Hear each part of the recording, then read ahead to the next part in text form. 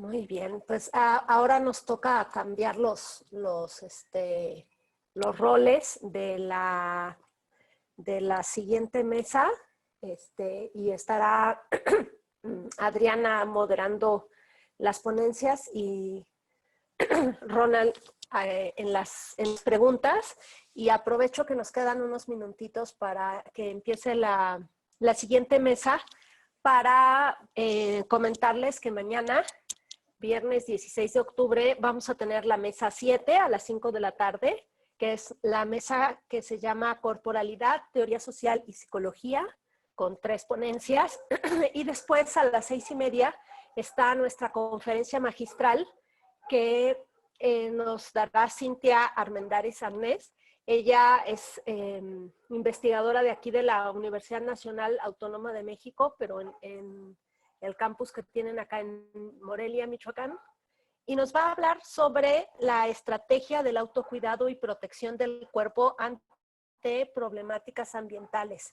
Cintia es química, pero se dedica a estudios relacionados con la salud y cuestiones ambientales, ¿no?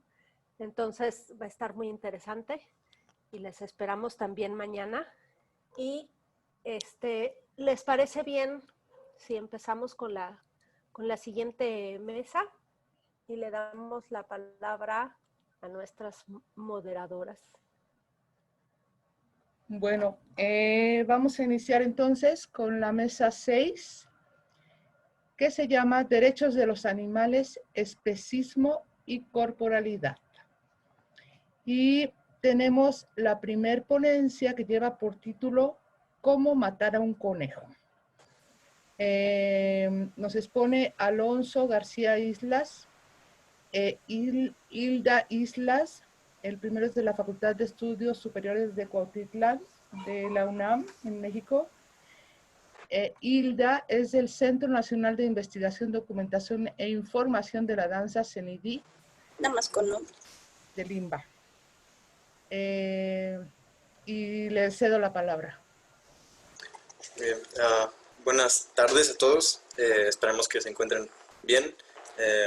Como ya lo mencionaron, estoy aquí con la maestra Hilda Islas y yo soy Alonso García.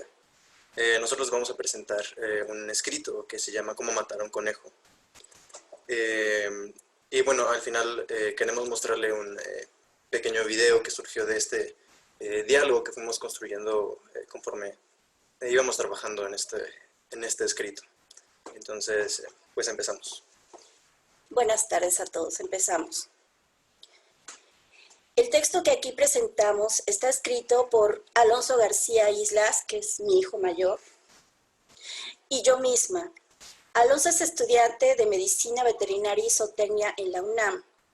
Desde pequeño, 3 o 4 años y muchos años después, capturaba con su pequeño cuerpo las cualidades y matices, velocidades e impulsos del movimiento de muchos animales, de tal modo que uno podía ver a muchos seres manifestándose. Desde un T-Rex, algún gran felino o un suricato, se reproducían fielmente en el cuerpo de ese pequeño ser humano. Personalmente, procediendo del ámbito de la danza y con algún conocimiento del análisis del movimiento Laban y por supuesto con todo mi amor de mamá, quedé encantada por la empatía con la que ese cuerpecito podía capturar las lógicas de movimiento de otras especies, en una suerte de vínculo animista del alma, pero que se encarnaba en acción.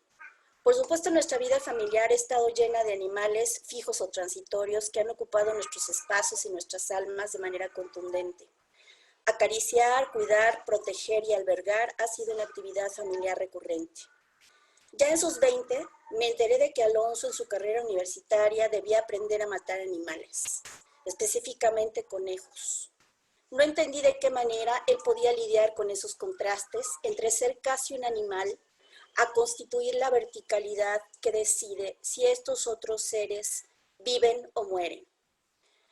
Nos costó conversaciones al borde de las lágrimas, incredulidad y dolor de mi parte, y dolor, pero seguridad ética en él.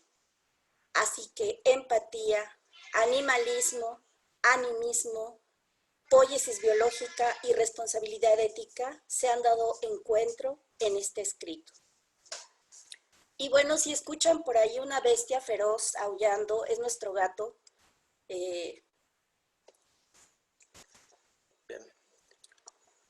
Para matar un conejo se han utilizado distintas formas de insensibilización, algunas de estas muy poco factibles para la comunidad de los animales, pues mucho antes la producción animal no comprendía el bienestar animal como uno de sus pilares. La ciencia y la medicina avanzan, irrigando así a las disciplinas o técnicas. Ahora se ha optado por métodos más selectos, más efectivos y certeros, entre ellos la técnica de desarticulación de la articulación atlanto-occipital. Sin embargo, a día de hoy se sigue debatiendo cuál es el método más óptimo para el animal, para nosotros y para el producto final. La técnica de insensibilización del conejo, por desarticulación, se realiza con rigor en muchos sentidos, tomando un conjunto de conocimientos y hechos fisiológicos, bioquímicos, clínicos y también éticos y filosóficos. Y la técnica es la siguiente. Se levanta al conejo con la mano menos hábil, por debajo, mientras la mano hábil se posa en la articulación atlanto-occipital. La mano menos hábil toma las patas traseras, así el dedo índice queda entre los metatarsos del animal. En medida de lo posible, se debe evitar el movimiento del animal. Se tira con fuerza de ambos extremos hasta desarticular y el conejo queda insensibilizado. A partir de ahí, son segundos los que tenemos para poder realizar el desangrado. Poder de la raza humana sobre las otras especies, quizá consumo regulado, quizá consumo canalla. Se ha opuesto, dice Derrida, la bestia, la animalidad, la bestialidad a la soberanía humana, acaso divina. Pero se puede decir que lo social y político son manifestaciones de la bestialidad humana, y que incluso el animal ya es político, porque hay sociedades y organismos animales. No se puede evitar obviar la relación afectiva, quizá una hermandad que, como humanos, tenemos con otras especies. Esos mismos animales que se matan también pueden ser familia. Es un contraste abismal tener un conejo de compañía y eutanasiar a otro para su consumo, pero el deber que se le tiene a cada uno no está alejado. Estructuramos juntos ambientes en común todo el tiempo, desde hace miles de años. Cuidarnos y entendernos entre nosotros es protegernos a todos. La muerte es el simbolismo de cambio más puro y honesto, y debe manejarse y tratarse con respeto. El consumo de animales es uno de los pilares de la alimentación humana, y mientras eso continúe, la muerte inducida a animales para consumo debe hacerse bien, de manera ética, técnica, profesional e indudablemente responsable. La relación entre las especies es compleja. El animal es alimento, pero también lo es afecto. Renunciar a que el animal sea alimento. Renunciar a que el animal sea alimento puede tener consecuencias en esta complejidad del sistema Tierra. No podemos cortar un árbol desde la raíz y esperar que no se nos caiga sobre nosotros. Por otra parte, renunciar a lo afectivo y a la hermandad con otras especies también nos costaría una parte esencial de nuestra humanidad. Suprimiríamos las partes más sensibles y más naturales de nosotros mismos. Mientras, como humanos, buscamos alternativas al alcance de todos. Tal vez la pregunta no es ¿deben morir?, sino ¿cómo deben morir? Paul Cruzen y Eugene Stoermer, los creadores un poquito de este término del antropoceno, que es la era geológica en que vivimos, dicen ellos que inició el antropoceno en el siglo XIX con la revolución industrial en una búsqueda desenfrenada por la generación de energía, depredación ciega de la naturaleza, que ahora promete revertirse en la colisión del sistema. En este contexto, nuevas ideas sobre la coexistencia de los hombres con otras especies han emergido en el intento de mantener un equilibrio. La relación entre las especies es compleja. Cada vez está más socializado el valor de la comunicación interespecie. Es más frecuente la denuncia del maltrato y el castigo al crimen contra los animales. Proliferan videos e imágenes de las amistades entre animales de distintas especies, edades y tamaños, incluyéndonos a los hombres. Pero más allá del universo ideal en que todas las especies podrían coexistir sin matar, siendo amigas y colaboradoras, los animales también son el alimento de otros animales. En lo que nos toca a nosotros, los seres humanos, habrá que deconstruir los derechos que poseemos y reconstruirlos en responsabilidades y deberes. No poseemos el mundo. El mundo y el tiempo nos hicieron así, tenemos deudas que pagar. Hay que resignificarlo en las muchas maneras en que consumimos. En este punto es de lo más pertinente la referencia al juego de cuerdas entre las especies que propone Donna Haraway. Su deseo de llegar a una nueva era geológica que ella denomina Tuluceno, una era de comunicación que tiene que ver más con la responsabilidad que con un sueño idílico en que todas las especies se aman y coexisten sin violencia alguna. Un juego en el que todos son una parte importante y juegan un papel esencial en la red. Busca que todas las especies interactúen entre sí a modo de equipo. Con esta nueva etapa propuesta y ya gestándose, se concibe la estancia del ser humano como una fracción articulada en muchas otras, que componen un ecosistema amigable entre todas las especies. Haraway propone una vinculación que rebasa el marco de la especie, de lo genético, para recomendar finalmente no tener bebés, generar vínculos distintos, juegos de cuerdas con otras especies y no dentro de la misma especie, genéticamente hablando. Sin embargo, nos preguntamos si no son justamente las coincidencias, nuestras semejanzas con el mundo animal, lo que permitirá que los hombres jueguen realmente el juego de cuerdas con otras especies. Por taxonomía somos distintos de los gatos, los perros, los peces, las aves, pero hay un cuerpo que compartimos los seres vivos. La soberanía humana sobre las especies se ha fundado en olvidar un cuerpo común, y eso nos hace pensar en aquel cuerpo intenso del que han hablado Deleuze y Guattari. Estos pensadores dicen que hay algo en el cuerpo y la psique humana que pertenece a lo animal. El pensamiento occidental ha identificado lo gestual como lo animal o lo no humano. En esta era puede ser necesaria la postura de un cuerpo que no analiza, sino un cuerpo en inmanencia, pleno de intensidades. Un cuerpo sin órganos, dirían Deleuze y Guattari. De hecho, Guattari dice que una concepción animista de la subjetividad alude a una disposición corporal que huele, percibe y significa a partir del contacto del cuerpo con las materias y las superficies. Las materias hablan y el cuerpo escucha. Una antropóloga, Bárbara Glosewski, dice que si no hay lenguaje hablado, estamos tratando con lenguaje animal, sin escritura ni sintaxis. Este lenguaje va más allá de sistemas simbólicos y de la distinción significante-significado. Ser animal, seguir las huellas, tal vez como depredador, tal vez solo para encontrar agua para beber. Saber sencillamente leer las huellas nos emparenta con aquellos seres estudiados por la etología.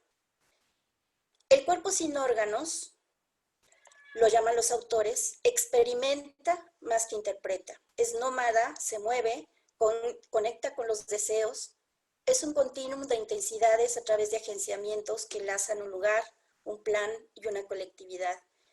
El cuerpo sin órganos parece similar a la idea de Carlos Castaneda del nahual, el tonal. Comprende la organización orgánica, las interpretaciones y los movimientos de la subjetivación. Es una entidad que se construye lejos de las asignaciones y jerarquizaciones científicas. El cuerpo sin órganos no es la dimensión fantasmática del inconsciente freudiano. En este punto es interesante lo que algunos teóricos han localizado con respecto de la potencia, ya no solo del cuerpo, sino del cuerpo en movimiento. Juan Alberto Garralda, que es un psicoanalista argentino, propone que aunque Freud habló de la importancia del movimiento en la constitución del aparato psíquico, deja de lado que esta pulsión no solo es sexual, sino fundamentalmente un proceso dinámico, carga energética, factor de motilidad que tiene un origen biológico. Más allá de una pulsión sexual existe, dice Garralda, una pulsión de movimiento. Desde el punto de vista de la embriología, él dice, la pulsión sexual tiene su origen en la excitabilidad del endodermo, que posteriormente se traslada al ectodermo. Es una pulsión centrada en los orificios y sustenta la concepción psicoanalítica tradicional, pero la pulsión de movimiento tiene su origen en el mesodermo y el sistema muscular. La pulsión sexual y la pulsión de movimiento tienen focos corporales distintos, aunque ambas interactúan.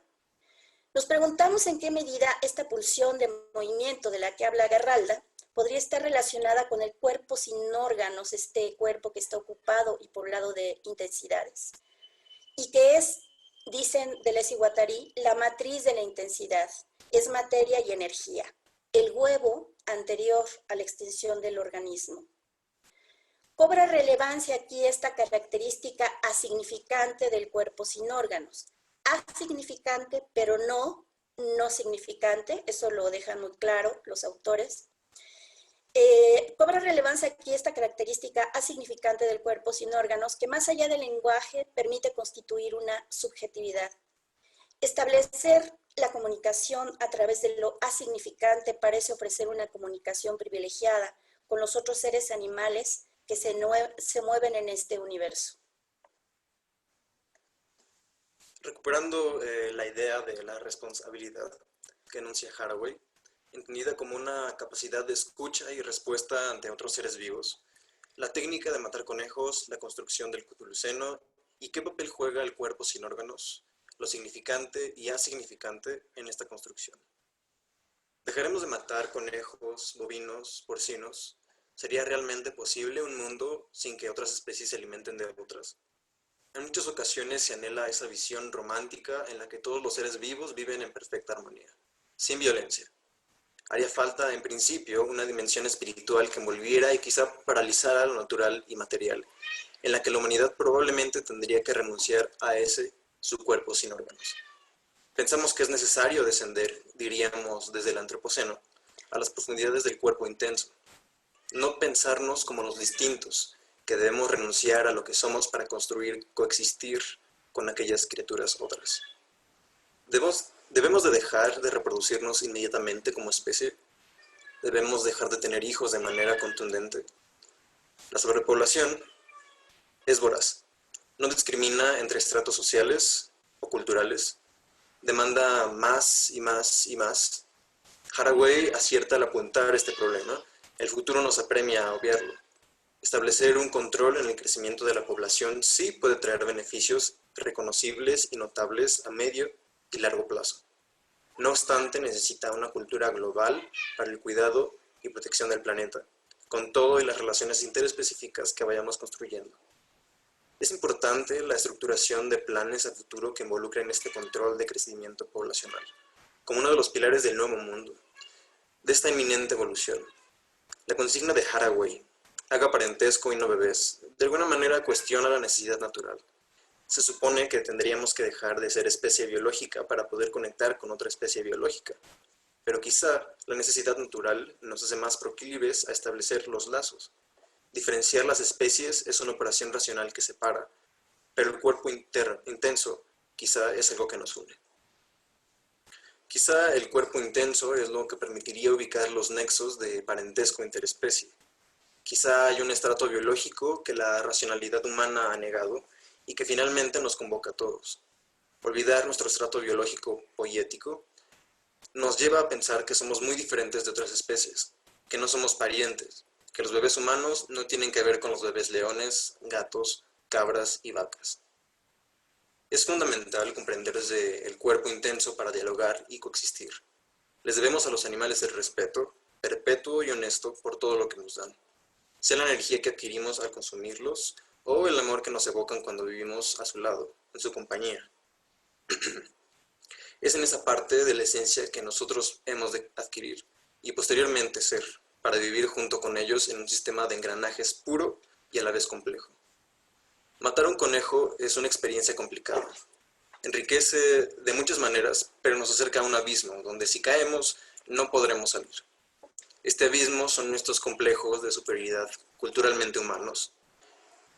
Se trata de un mal entendimiento de un procedimiento en el que nosotros tomamos, pero no damos. La deshumanización del humano del acto. El conejo que proveerá de alimento está haciendo algo por nosotros. ¿Qué estamos haciendo nosotros por él? Empezando por su estado ante mortem, al momento de su muerte, ¿cómo aseguramos nosotros que puede tener una vida de bienestar? Y post mortem, ¿cómo tratamos el cuerpo que hemos eutanasiado? ¿Cómo respetamos aquel sacrificio? cómo ejecutando ese procedimiento varias veces podemos dar una muerte limpia e indolora a los siguientes sin repercusiones. ¿Cómo alcanzamos esa muerte indolora? Llega una etapa donde nosotros dejamos de ser protagonistas. Tan solo somos parte de la historia, pero somos los protectores de todo lo que importa. No es un proceso fácil emocionalmente. Hacer una eutanasia debe ir acompañada de un sentido del deber bien fuerte y de una ideología que imparta respeto y valoración ante el sacrificio de una vida. Esto nace con el inicio del fin del capitaloceno. La productividad, la masificación de los productos deben dejar de ser sustento. El respeto que nosotros debemos brindar a esta clase de actividades debe entrelazarse con los aspectos culturales que abarcan todo oficio. En este caso, la profesión veterinaria o el mismo oficio de la producción animal. Entender que la vida y la muerte son procesos inevitables y que no son en vano, y que se les debe un profundo respeto. Poder saber decir y decirnos qué hacemos y por qué lo hacemos es primordial, pues es necesario y se debe hacer de la mejor manera. Esos son hechos rotundos. Todos tienen un lugar en este futuro y posible Cthulhuceno. Todos. Incluso teníamos un lugar desde mucho antes. Al desarrollar nuestra responsabilidad y deber, podemos hallarnos realmente estructurando un trabajo en equipo, un juego de cuerdas funcional, armónico, concienzudo, certero y eficaz. Cuidar con saberes precisos y fundamentados nuestro hogar. Los estudiantes de veterinaria y muchos veterinarios ya formados suelen tener muchas mascotas y aprender a eutanasiar animales también. Ellos comprenden mejor que muchos otros las realidades de los animales, no solo en un plano físico existencial, sino en uno conductual y psíquico. Se aprende a leerlos, quizá desde el plano animista, desde el cuerpo intenso. Gracias a ese saber es que se logra un respeto profundo a los animales y por ende se concientiza y se hace evidente para los que poseen esos saberes que hay una responsabilidad para con ellos. Son los veterinarios, ciertamente, cuidadores de todo un conjunto de especies, también incluso de los humanos. Y bueno, a continuación les queremos compartir una suerte de metáfora de este proceso de investigación que hicimos, de diálogo, en un breve video que nos ayudó a hacer el doctor en Ciencias del Arte y coreógrafo Bernardo Orellana, residente en Chile, y de Tomás Sebastián, que nos ayudó a editar el video. Y para terminar, pues queremos compartirles este pequeño clip.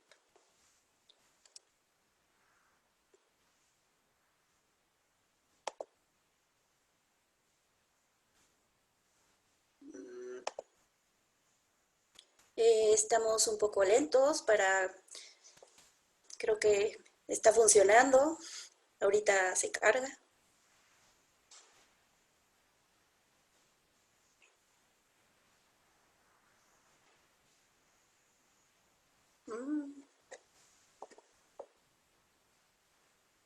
Ay.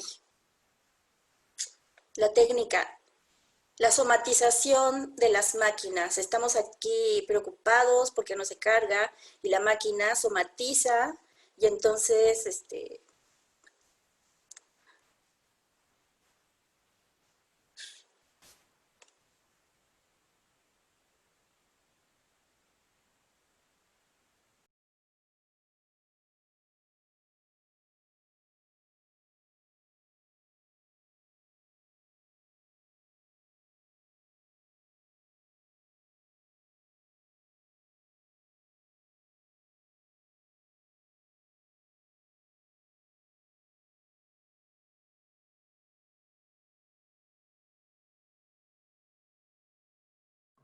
No sé a ustedes, yo veo la imagen suspendida.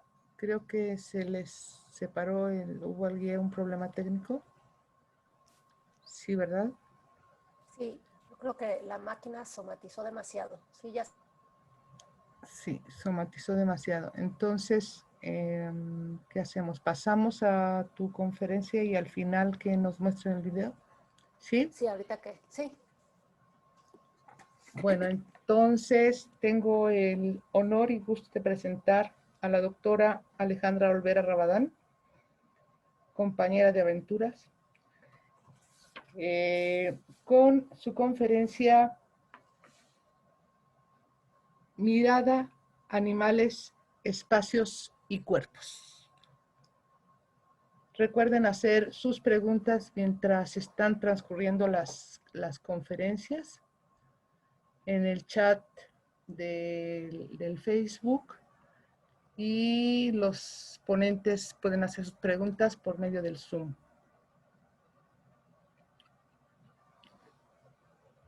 Te cedo la palabra, Ale. Muy bien, gracias. A ver, ahí va.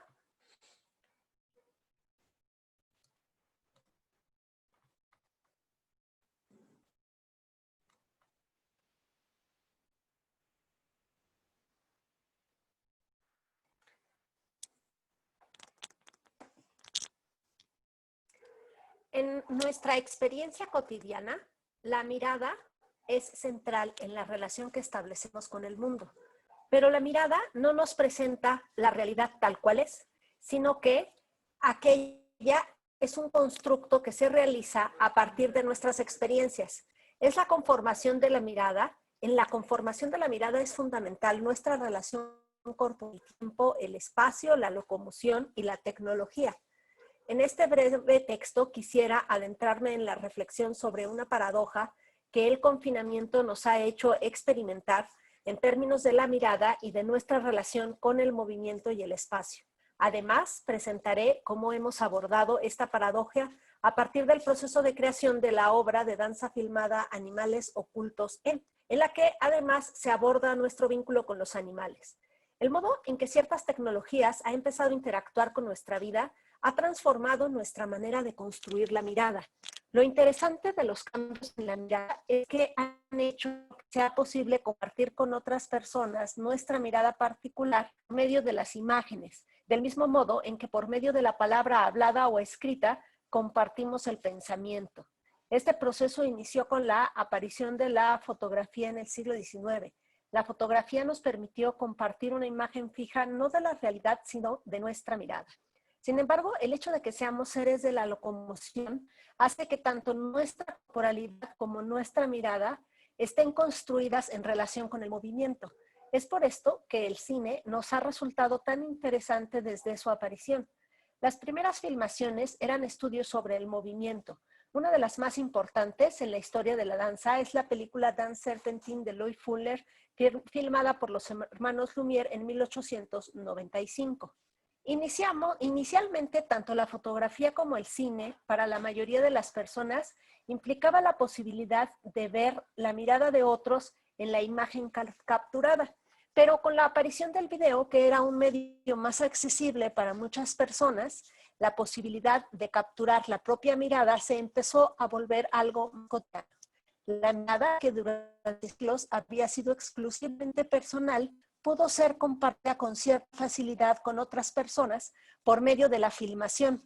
Esta posibilidad ha resultado fascinante porque ha abierto una nueva forma en el modo en que nos comunicamos. Con la aparición de los nuevos medios digitales y de las redes sociales, la mirada ha tomado un sitio primordial en nuestra comunicación cotidiana. La mirada tiene que ver con el tiempo, pero también con el espacio.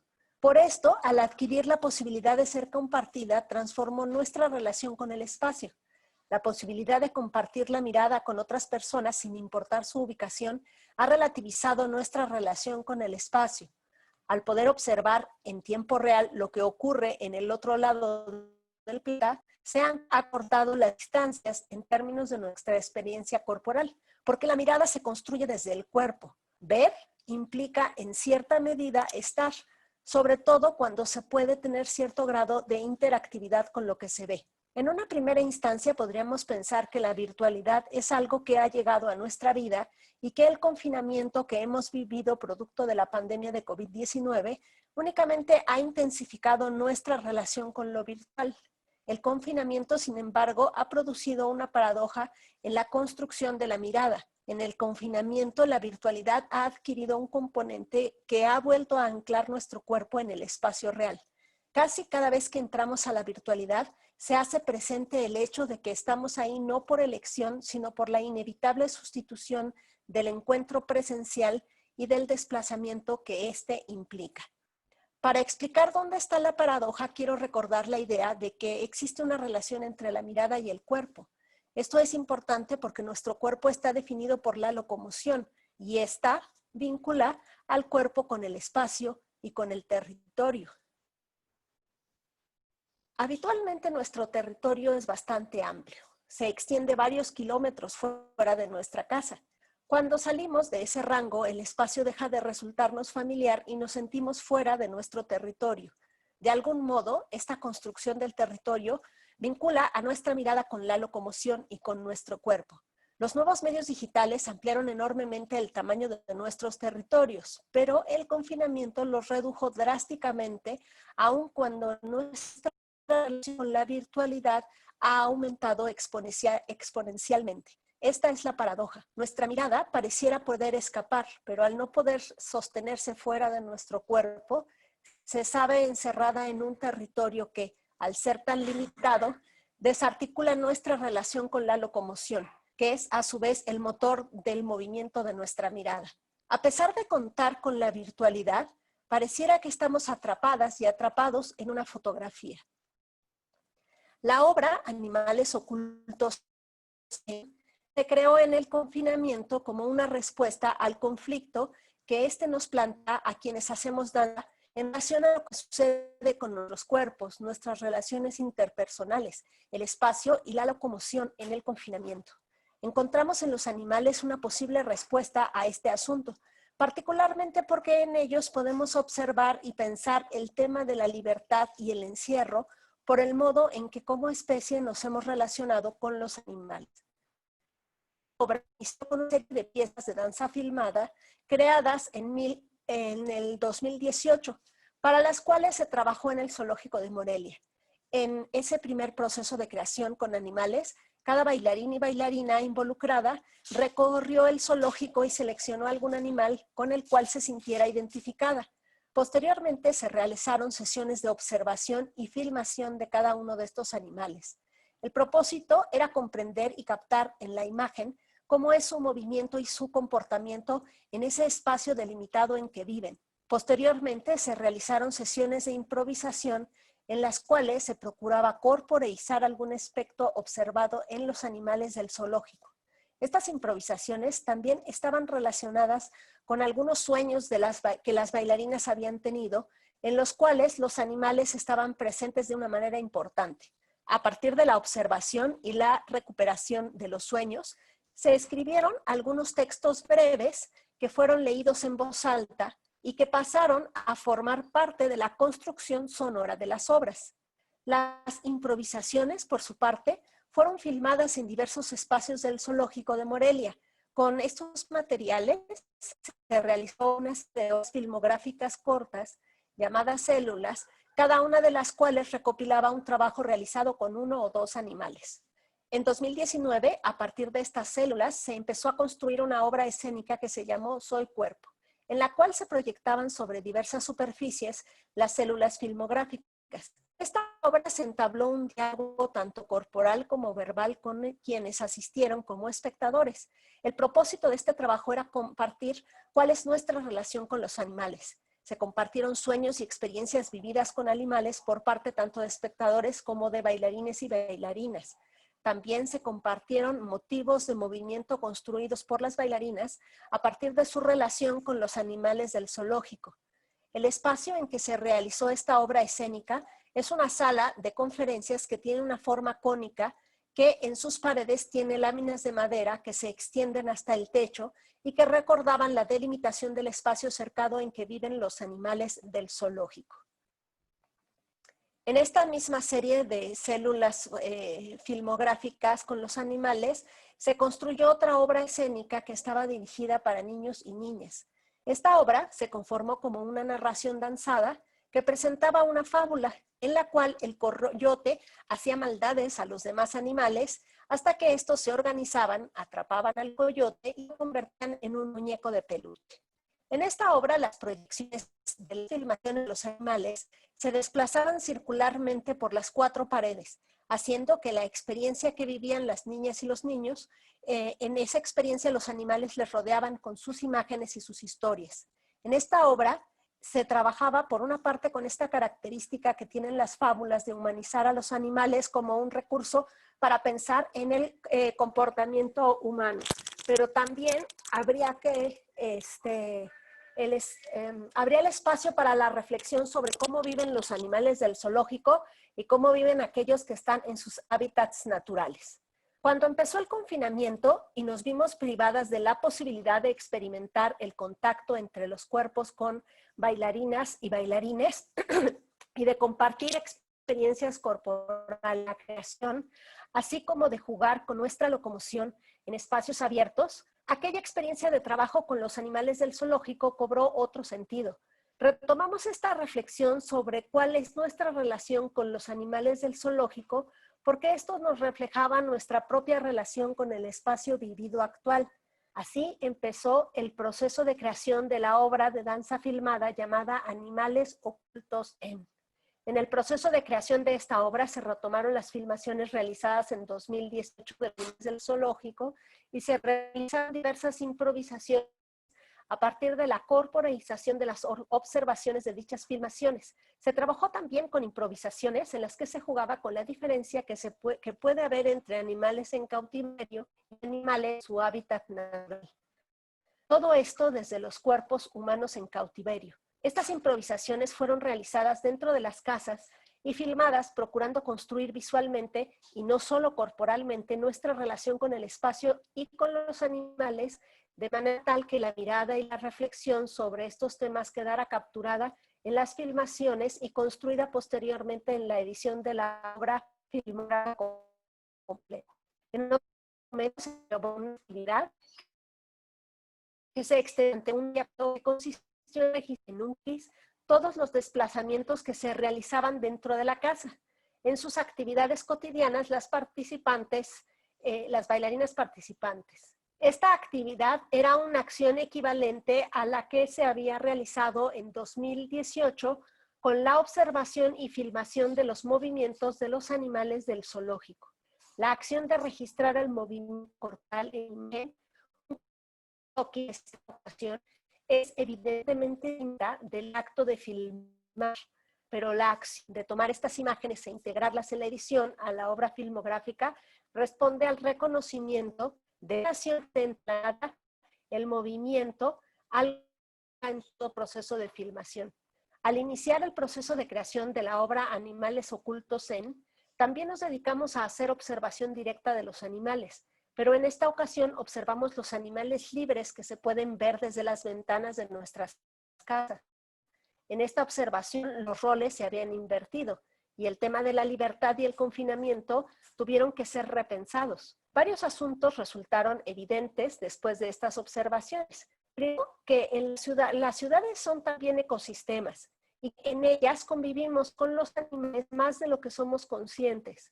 Segundo, que le prestan poca atención a nuestra relación con el entorno y el impacto que en él y en los tienen. Tercero, que construimos nuestra relación con el espacio a partir de un sentido de superioridad que tenemos como enredo con los animales. Esto puede ser comparado con el sentido de superioridad racial y cultural que tienen a los humanos en relación con otros que se consideran inferiores. En este sentido, la superioridad que para algunas personas justifica el racismo y la discriminación entre personas.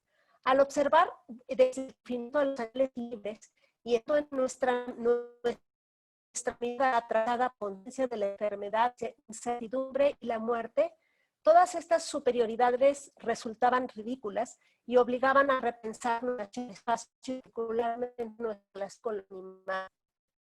Así como años antes habíamos prestado atención a nuestro observación, movimiento y conducta que estos tienen en sus reducidos espacios, para este proceso de creación prestamos atención a nuestros propios movimientos y conductas en los espacios reducidos que son nuestras casas. En ambas observaciones fue evidente cuán inapropiadas son tanto las jaulas del zoológico como nuestras casas para poder desplegar nuestras necesidades de locomoción.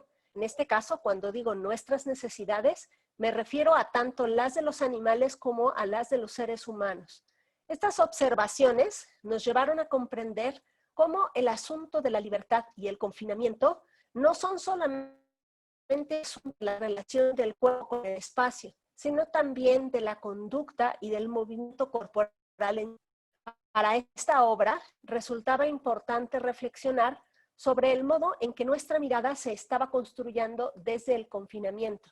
¿Por qué partíamos del reconocimiento de que la mirada se conforma desde el cuerpo y el movimiento?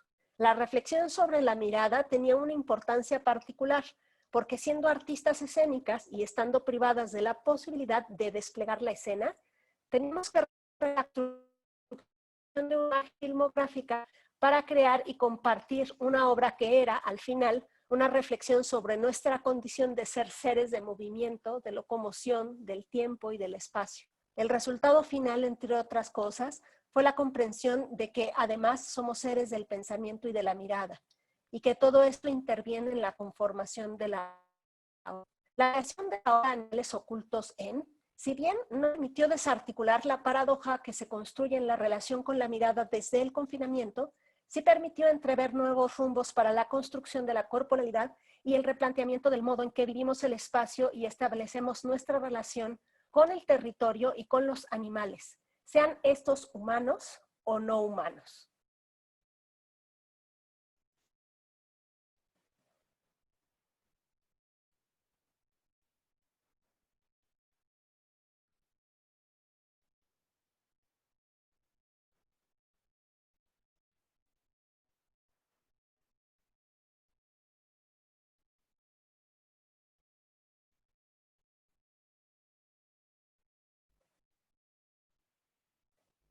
Lo interesante de la paradoja que es que me encerró seguiré desde el conocimiento y quizá, solo quizá, haber experimentado la paradoja nos permita hacer conciencia del papel que tiene el cuerpo y su movimiento en la construcción de la mirada, con lo cual adquiriremos la posibilidad de repensar nuestra relación con el territorio. Quizá podremos descubrir que así como la imagen filmada no es la realidad, sino nuestra mirada capturada para ser compartida, el territorio es también un constructo que armamos con nuestro pensamiento, nuestra mirada, nuestra memoria y nuestra historia. Quizá podremos reconstruir nuestro territorio sabiendo de él, a veces pertenecientes a él. Quizá podamos reconocer la importancia de la locomoción, del movimiento y de nuestro cuerpo presente en las relaciones interpersonales. Quizá podamos reconocer que tanto nuestros pensamientos y miradas están entrelazadas con las de las demás personas por medio de las imágenes y las palabras que generamos. Muchas gracias. Muchas gracias a Alejandra y a Hilda y a Alonso. Gracias por permitirnos repensar nuestra relación con las especies, con el espacio, con la mirada. No sé si Hilda, si ya tuvieran el video para poderlo ver. Sí, ya. Sería lindo que lo pudiéramos ver. Muchas Claro. gracias.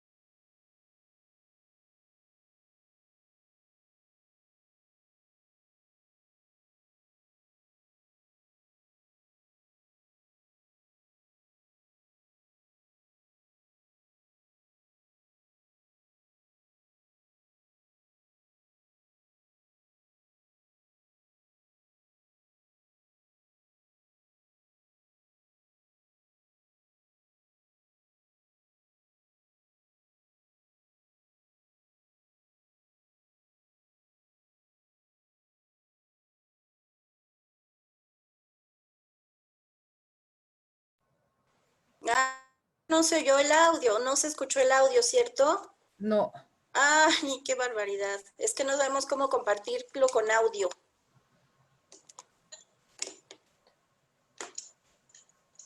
Bueno. Bueno, son las jugadas que nos hace la tecnología de pronto.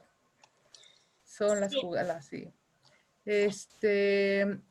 Pues muchísimas gracias a los tres ponentes y por permitirnos romper con las estructuras, con lo concebido que tenemos al respecto de nuestra relación con los animales, con el territorio, con el espacio, con la mirada. Le cedo la palabra a Ronald Céspedes, que está haciendo favor de moderar junto conmigo para que nos comparta las preguntas y las participaciones del público. Roland. Bueno, muchas gracias por la exposición, Alonso, Hilda y pues también Alejandra. Bueno, me permito antes de hacer las preguntas o participaciones que se han presentado en esta oportunidad, comentarles que cuando en el comité organizador del Congreso tuvimos una reunión en Colombia, nos surgía la necesidad apremiante de tener que incorporar esta mesa, porque es una forma también de poner en duda, cuestionar, incluso en los mismos estudios del cuerpo, el antropocentrismo al momento de hablar del cuerpo, negándole a aquellas otras formas de vida también su capacidad de ser cuerpo, de ser corporalidad, de constituir cuerpos incluso colectivos. Entonces, en ese sentido, es la primera oportunidad que habilitamos esta mesa y pues ciertamente para mí ha sido muy motivacional lo que he escuchado y además interpela, cuestiona, se buscan alternativas de reflexión o similitudes en las que el cuerpo también puede participar en esos espacios. En ese sentido, pues, Luis Gabriel señala lo siguiente: una de mis ideas y sentires con respecto a los animales y el ser humano es la siguiente. La gran misión del ser humano es el cuidado de la vida del planeta. Nosotros, los guardianes de la vida en este planeta. Sé que la carne es parte de la dieta del ser humano, pero es importante que cuando se sacrifiquen estos animales sea de la manera menos cruel y más pasivamente para los animales. Más adelante, Stuf Enrique dice, esta necesidad de comunicarnos, de movernos desde el reconocimiento y ubicación de nuestra primera pulsión, enérgicamente nos retroalimentamos ritualmente. Mandan igual saludos y felicitaciones a Hilda, Alonso y Alejandra. Y más adelante también señalan de que ha habido una buena reflexión en el cambio de la mirada a partir del desarrollo tecnológico. Carusa Pacheco señala que todo nos puede dar un impulso de movimiento, pero trasladando la experiencia y movimiento a una psicomotricidad limitada, pregunta para Alejandra, ¿cuál sería la consecuencia innovadora al impacto ambiental? Y pues finalizamos con otras intervenciones y preguntas. Viene aquí Israel Chavira, quien pregunta. Supongo que esto es para Alejandra por el contenido, pero bueno, podría responderlo también Hilda y Alonso. ¿Cómo se puede integrar toda esta visión que exponen en las prácticas danzarias, más allá de las coreografías, dentro de las diferentes instancias educativas de esta disciplina? Quizás me refiero a cómo aterrizar un poco más el discurso de lo transdisciplinar en la acción. Felicidades por ambas ponencias. Entiendo que es una pregunta para Alejandra, por el sentido. Otra pregunta para Alejandra. Alejandra,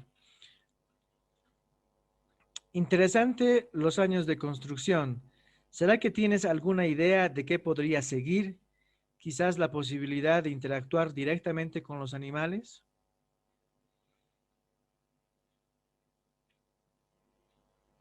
Más adelante, Claudia Hashi dice, hay varias compañías trabajando con animales coreográficamente en danza y los trabajos son muy interesantes.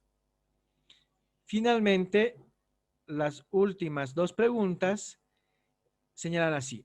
Paloma Mino nos dice, ¿hay una manera no cruel de morir cuando tienes un interés de vivir?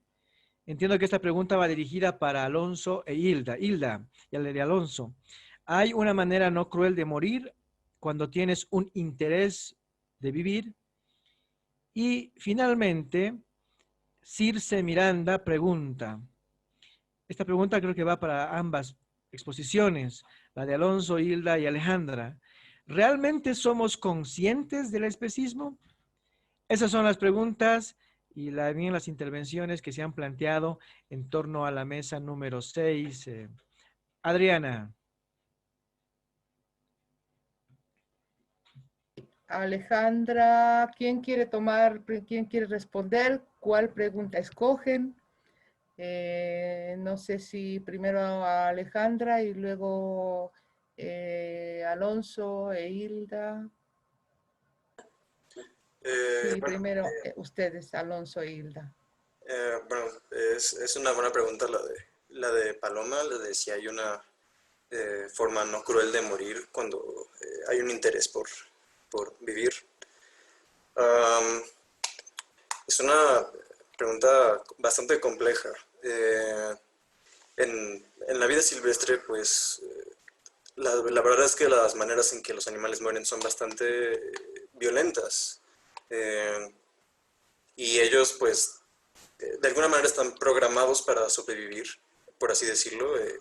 Ellos, sus comportamientos los incitan a sobrevivir, a reproducirse, a comer, a cazar, ¿no? En nuestro caso, yo creo que, bueno, es inevitable, es imposible realmente como cesar de tajo este consumo de animales, ¿no? Esta clase de sacrificios que hacemos. Entonces, pues a partir de ahorita, tal vez en algún futuro se separe esas prácticas, pero mientras, creo que como seres humanos, como responsables del lugar en el que vivimos, debemos poner especial esfuerzo en cómo hacemos esos sacrificios, en cómo eutanasiamos a los animales. En este sentido, el punto es que ellos no tengan ningún dolor al momento de morir, que no sepan que lo están haciendo. Y antes de eso, pues que ellos tengan una buena vida, que no sufran, ¿no?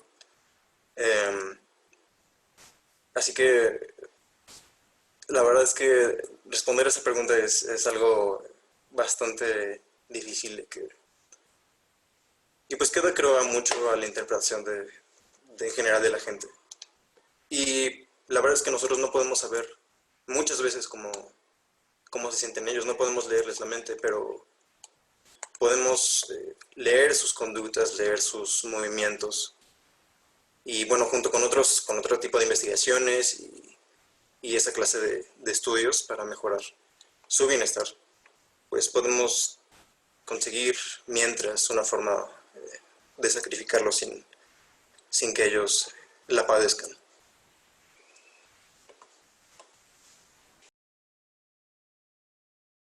Hilda, ¿querrías agregar algo?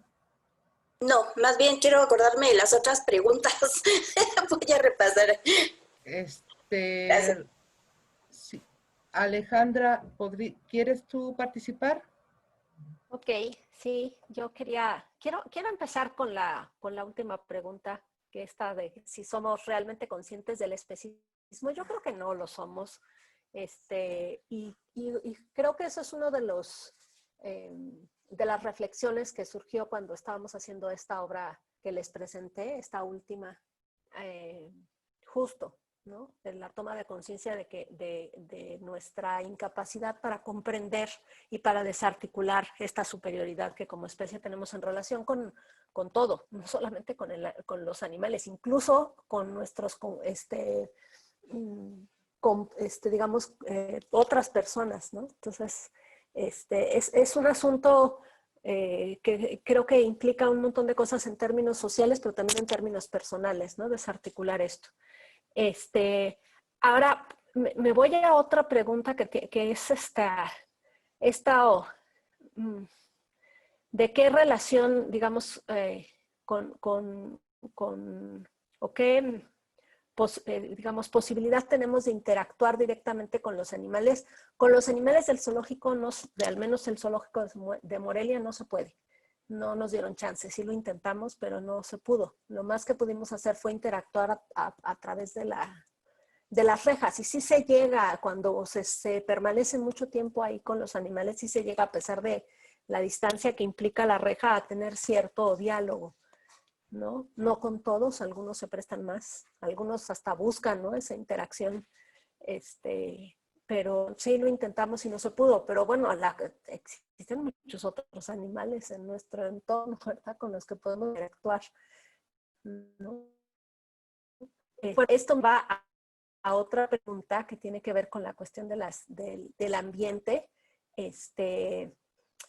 A ver, no hablé de este proyecto porque de la cuestión del impacto ambiental, bueno, porque ahora estaba centrada más en la cuestión de los animales, pero con Cintia Armendáriz, que es nuestra conferencista de mañana, hicimos un trabajo de creación e investigación sobre un problema ambiental. Y una de las cosas, digamos, importantes fue un trabajo que hicimos entre estudiantes de la licenciatura en danza con estudiantes de la licenciatura en ciencias ambientales de la ENES, de la UNAM y de la Universidad Michoacana. Un semestre entero estuvimos trabajando en ese proyecto. Estudiamos particularmente el problema de los aguacates en Tingapato, que es una unidad relativamente grande de Morelia, todos los problemas de salud, y lo interesante, digamos, que hay en desarrollar este trabajo como interdisciplinario, es de alguna manera que quienes bailamos llevamos a cualquier acción que hagamos esta conciencia de que somos cuerpo. Y de ahí, cuando tomamos conciencia de que realmente tenemos un impacto ambiental con todas nuestras acciones, se pueden generar como ciertas experiencias y ciertas estrategias que permitan, a partir de esa conciencia, esa recuperación del cuerpo que somos, también la recuperación de la idea que también somos nuestro ambiente, ¿no? Y la posibilidad de entretejer o de volvernos a poner no solo en cuerpo, sino volvernos a poner en territorio, ¿no? Por eso empecé hablando de esta cuestión de la mirada y el territorio. Nosotros somos ese territorio. En ese sentido, cualquier acción que nosotros hagamos tiene un impacto ambiental. Y si ni siquiera somos capaces de ponernos en cuerpo, pues mucho menos somos capaces de ponernos en territorio, ¿no? Y comprender qué pasa en nuestra interacción. Y esto es aplicable con las personas, con lo que la obra de la ponencia de Ana de la mesa anterior, con otras personas en nuestra interacción con los animales, en nuestra interacción con el ambiente, ¿no? Entonces, al final, digamos que ese es como el hilo conductor que podría llevarnos a cuestiones ambientales en este tipo de trabajo, ¿no? Y luego, para terminar esto que planteaba Israel, aterrizar, bueno, más en el discurso transdisciplinar, pues ese ejemplo que puse del trabajo que hicimos de ciencias ambientales es un ejemplo de un trabajo transdisciplinar en ese sentido y focalizado justo en procesos educativos de formación, ¿no? Y que nos cambió tanto a quienes estudian ciencias ambientales como a quienes nos dedicamos en la danza, en nuestros propios haceres y en nuestras conciencias de quiénes somos, ¿no? Y cómo interactuamos con el mundo. Entonces, pues yo creo que eso sería todo de mi parte. Ronald, no sé si queden todavía preguntas pendientes. Si nos pudieras ayudar a recordarlas, porque los que estamos en Zoom no estamos en el Face y Claro que sí, no tenemos rápido con acceso. todo gusto te vuelvo a leer las preguntas que se han planteado. A ver, vamos desde arriba, las voy a volver a leer porque son varias, entonces las voy a compartir con ustedes. Primero, había algunas intervenciones en el sentido de proposiciones. Por ejemplo, Luis Gabriel Zaragoza dice que una de mis ideas y sentires respecto a los animales y el ser humano es la siguiente. La gran misión del ser humano es el cuidado de la vida del planeta. Nosotros somos los guardianes de la vida de este planeta. Sé que la carne es parte de la dieta del ser humano, pero es importante que cuando se sacrifiquen estos animales, sea de la manera menos cruel y más pasivamente para los animales. Más adelante, Enrique señala esta necesidad de comunicarnos, de movernos desde el reconocimiento y ubicación de nuestra primera pulsión, enérgicamente nos retroalimentamos ritualmente. Más adelante también, otras preguntas, la de Carusa Pacheco señala, por ejemplo, todo nos puede dar un impulso de movimiento, pero trasladando la experiencia y movimiento a una psicomotricidad limitada, pregunta, ¿cuál sería la consecuencia innovadora al impacto ambiental? Entiendo que aquí se está preguntando a Alejandra.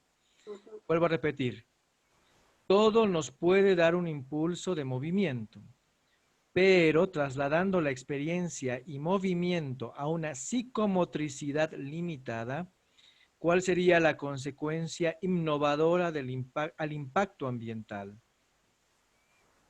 Más adelante, otras preguntas que se han planteado. Esta, la de Israel Chavarría. No, disculpen. Israel Chavira.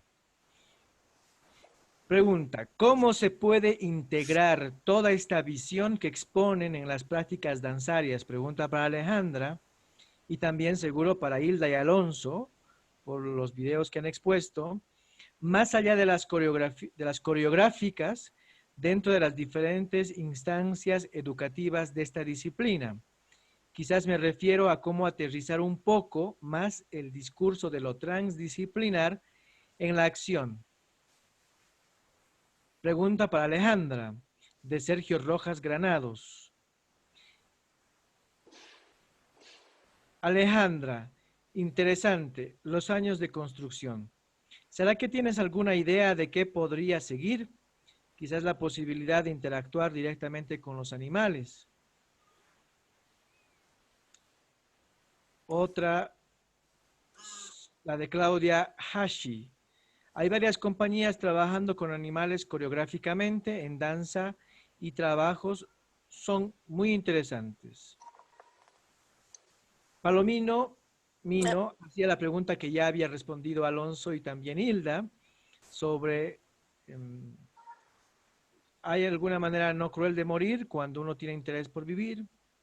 Mira, Ronald, se me ocurre que podríamos conectar esta que ya se respondió con el comentario que hacía Luis Gabriel Zaragoza al principio sobre esta cuestión de los hábitos o del estado de cosas actual que existe con respecto a los animales, ¿no? O sea, yo creo que la cuestión va mucho más allá de decir, se considera a los animales mercancía, no, es que la verdad me parece que hay una cuestión ética y una necesidad efectivamente de construir redes, de jugar al juego de cuerdas que menciona Donna Haraway. No es una cuestión fácil, nadie está cómodo con esta situación. Yo, digamos, todo este trabajo un poco surge porque, curiosamente, aquí los compañeros de Alonso que de repente han estado aquí, todos están plagados de animales que cuidan, que aman, ¿no? Pero aparte está la parte de la zootecnia, que es la parte de la producción animal, ¿no? Y es una cuestión que está dada, es uno de los estados de cosa que ellos tienen que manejar, ¿no? Que manejar justamente lo afectivo con lo productivo. O sea, no está fácil, nadie está cómodo, ¿no?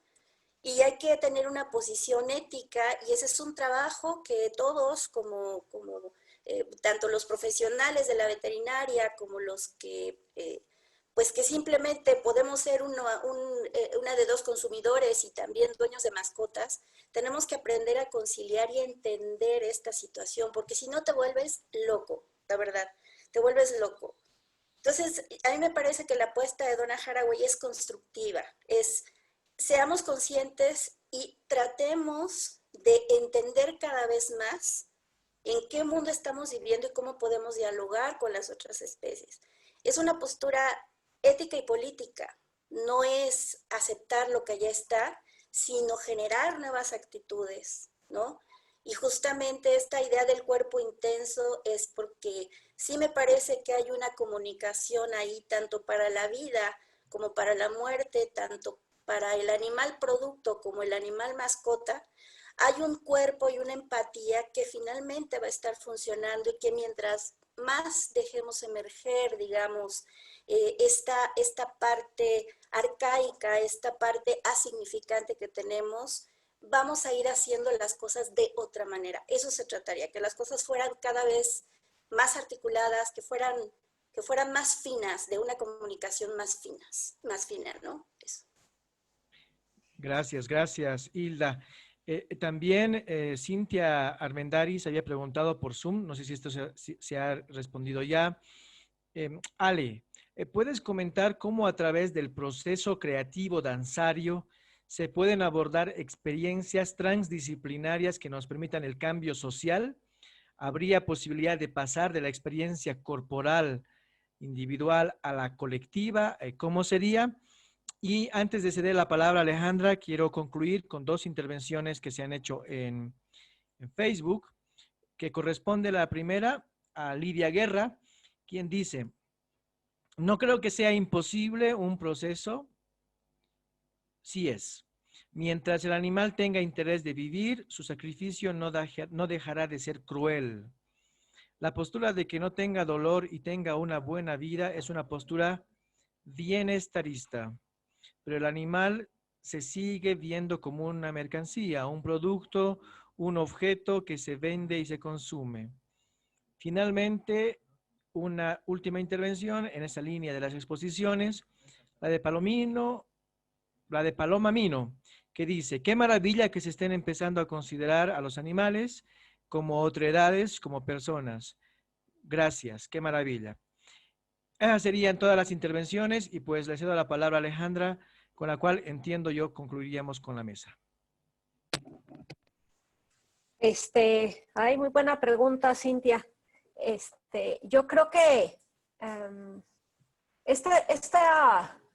este es un tema súper importante, ¿no? ¿Cómo podemos pasar de la experiencia corporal individual a la colectiva? Porque justo si nosotros logramos desarticular esta decisión que tenemos, en primer lugar, de nosotros como cuerpo y en segundo lugar del resto de las personas, es, digamos, como un primer paso para empezar a pensarnos como seres colectivos, ¿no? Y que esta colectividad no sea solamente una cuestión social, sino que se pueda ampliar a otros ámbitos de la existencia, digamos, ¿no? En este caso, los animales, el ambiente.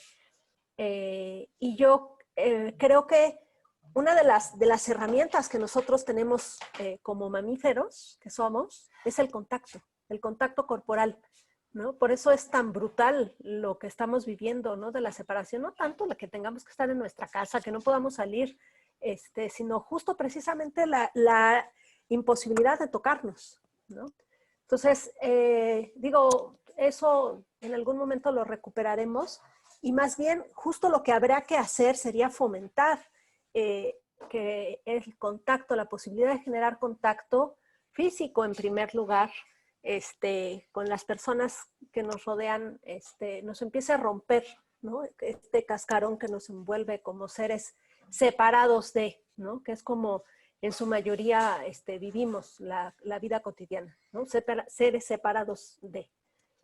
Entonces, digo, a lo mejor yo estoy diciendo esto porque soy mamá, me la lactancia, aunque hace mucho que llegué a amamantar. Y soy bailarina y me gusta el contacto. Es una necesidad vital desde mi perspectiva, ¿no? Que es lo que nos abre al mundo. Entonces, y bueno, la mirada también, pero no sentido. Sería, creo que eso. Bueno, pues agradecer la presencia de todos. Un placer compartir la moderación contigo, Ronald, y muchísimas gracias a los ponentes, y a ver si duermo de todo lo que me dejaron de tarea para pensar, porque es un montón de cosas que tienen que ver con el modo en que vivimos, hasta en las cosas más sencillas. Muchísimas gracias por recordarnos que no somos el centro del universo. Un saludo Gracias cordial. a todos, gracias. Sí, gracias también a todos los asistentes y por su interés. Muchísimas gracias. Tengan buenas Con noches. esto concluiríamos. Buenas noches.